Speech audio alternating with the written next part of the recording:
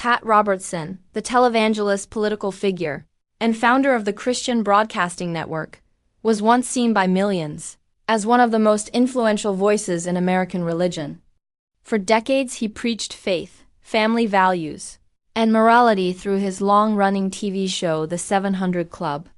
But behind the polished sermons, powerful prayers, and public image of devotion, the truth about Pat Robertson is far more complicated and, for many, even darker than anyone imagined. Born in 1930, Marion Gordon Pat Robertson was raised in a politically connected family and later became one of the most recognizable faces of evangelical Christianity.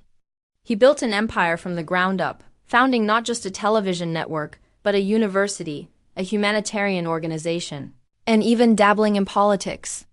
To his followers, he was a man chosen by God to lead America back to righteousness. But as his influence grew, so did the controversies surrounding him, and some of them painted a very troubling picture throughout his career. Robertson often made headlines not for his spiritual guidance but for his inflammatory statements. He frequently used his platform to criticize groups he disagreed with, from feminists to LGBTQ communities to political opponents. Over time, his remarks became increasingly divisive, sparking outrage even among fellow Christians. Many accused him of using religion not as a source of compassion, but as a weapon to push his personal and political agenda. Former employees and insiders from the 700 Club have since claimed that behind the scenes, Robertson was far more calculating than he appeared on camera. A businessman first, a preacher second. Financial scandals also followed him.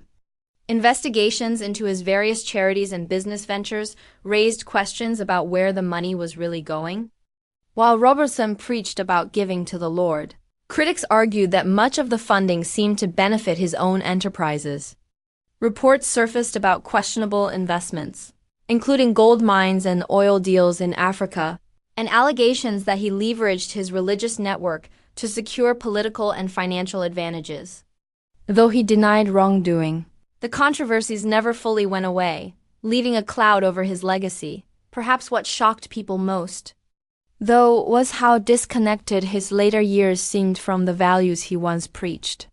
Those who worked closely with Robertson described him as a man torn between faith and power, someone who believed deeply in his mission but was consumed by the influence and wealth that came with it.